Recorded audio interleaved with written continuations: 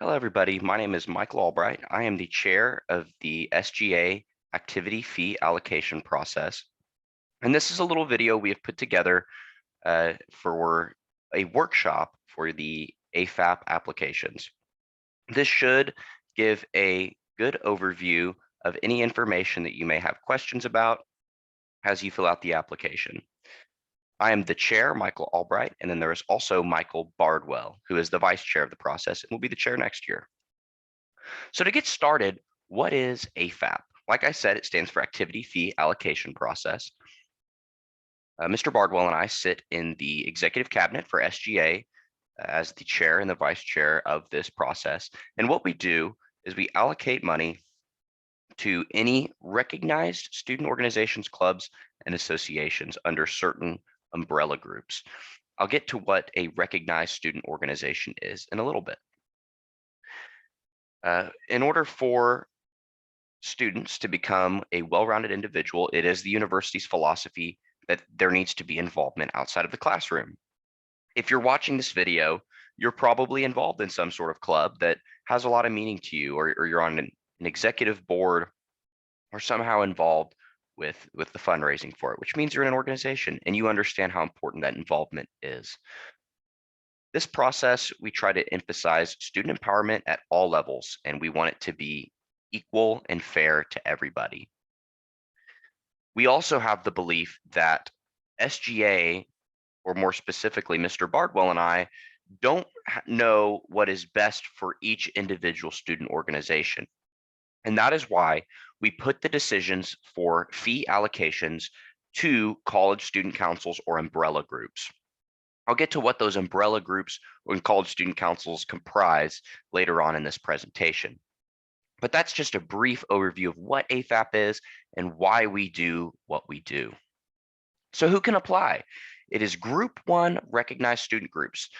That means that you are recognized by SGA as an organization that is eligible for AFAP funding, and that has to be approved by the SGA Senate. All organizations that are recognized student groups fall under one of these 8 umbrella groups. So we have all the colleges, so arts and sciences, agriculture, SEAT, human sciences, and the Spear School of Business. And then we have 3 other umbrella organizations, which is ISO, Multicultural Affairs, and then Leadership and Campus Life. All organizations that receive AFAP funding are organized into one of these umbrella groups. So how do we actually allocate each the amount of money to each umbrella group? There's a big set amount up in the sky that the university has allocated for AFAP through students paying that fee. And based on the current enrollment of students and then the actual number of recognized active student organizations, there is a certain amount that is allocated to each umbrella group. And then that amount is further allocated down to each individual organization that applies. We, as AFAP chair and vice chair, or as SGA, do not choose the amounts for each group. The number is given to us by the university and is determined primarily by university accounting services.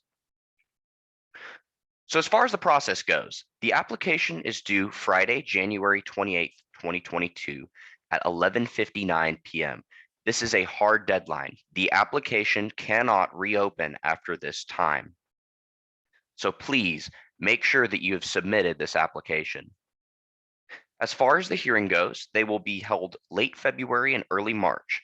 That will be sent out to each applied organization via email whenever the scheduling time is determined by each student council, umbrella group, and the people who end up making the decisions. When you do the process or the hearing, it's a 5-minute presentation to the council, and then the AFAP chair, vice chair, so myself or Mr. Bardwell, along with the umbrella group that you're classified under. And it's very informal. It is a simple presentation talking about why you're asking for money and what it's going to go towards. You don't need PowerPoints, you don't need note cards, nothing like that. At the end, emails will be sent to organization advisors, presidents, and treasurers, disclosing the amount that you've been allocated. So it'll be emailed usually within about a week. Furthermore, while this is not set in stone yet, it is more likely than not that the 5-minute presentations and the hearings will be conducted over Zoom. This is only due to the uncertainty that has happened with the coronavirus pandemic yet again. We did do virtual hearings last year and they were successful. So given the uncertainty, it is more likely than not that we will conduct virtual hearings again.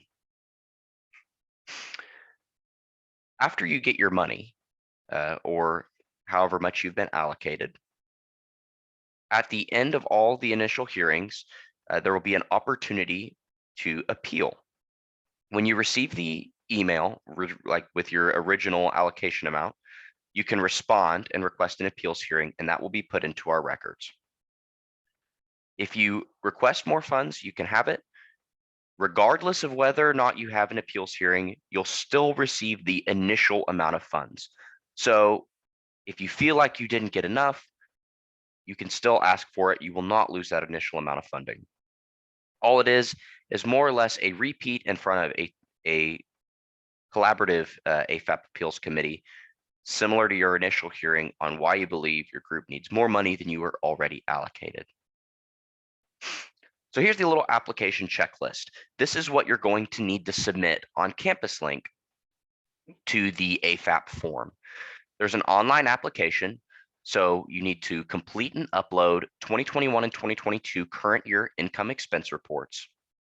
You'll also need to complete and upload 2022 to 2023 anticipated income and expense reports, basically just how much money you plan on making and how much money you plan on spending, with the actual line items for each income and expense report. There's also an AFAP approval form on Campus Link. You'll need that to be signed by your advisor, your president, and your treasurer. And then lastly, you'll need your FGR FAAC accounting report, which you can get from either your club advisor or from the SGA advisor, Melissa Eccles. You need that one as of July 1st, 2021. As far as AFAP funds go, they are for the 2022 to 2023 academic year. Things that are requested for this spring, being the spring 2022 semester, that is, it's not eligible and funds will not be dispersed for that amount. AFAP funds cannot go to scholarships or directly to Bursar accounts. If you put anything on these anticipated income and expense reports as miscellaneous, you will not receive any funding for that. So the maximum amount you will have will be deducted by that miscellaneous expense. No alcoholic beverages can be purchased with AFAP funding. And then for any event or anything like that that may be put on, no more than 20% can be used for food or refreshments. It has to go to legitimate expenses for the betterment of the organization's event or what have you. Some additional information, things that are asked a lot. Bardwell and I are the facilitators. We organize it, we put out information, we get the panelists together, but we do not decide at all how much money the organization is given. We only facilitate the process. The people that decide how much money the organization is given is your respective umbrella group. Also, start working on the application quickly. Remember, we don't take late applications, so it's better to start now than later. Make sure to get all these forms, and make sure that you arrive whenever you have a hearing. We will schedule the hearing and we will give you plenty of advance notice on when your hearing is. So make sure to be there. We generally do not reschedule any AFAP hearings. So make sure that you're there. If you don't make it, unfortunately, the committee will decide how much you are funded without any sort of explanation. Also, it does not have to necessarily be an advisor, a president, a treasurer. It can be any representative from your organization. So if you have some financial guru or somebody that is going to use the funding, like an event chair or something like that, we'd love to hear from them. And those people are welcome. Really, you can have anybody present for your hearing. It just needs to be a concise, brief hearing. because when we're given all of the documents and your explanation is there, the committee can generally get a pretty good understanding, and they'll ask questions. So with that, if you have any questions, here are two emails. The first one is sgaafap@okstate.edu. That will go directly to myself and Bardwell. And then there's also Melissa Eccles at okstate.edu, or M. Eccles at okstate.edu. That's Melissa. She is our SGA advisor, and she will be able to answer any questions that we may not. We strongly recommend that first you email SGA AFAP. Bardwell and I can answer almost any question that you have. However, if you want that FGR FAAC accounting report, you can absolutely email Melissa for that, and she will be able to take care of that for you. With that, if there are any other questions, please don't hesitate to reach out. We wish everybody the best. And as this semester draws closer, we are so excited for AFAP hearings to begin. Thank you, and I hope you have a great day.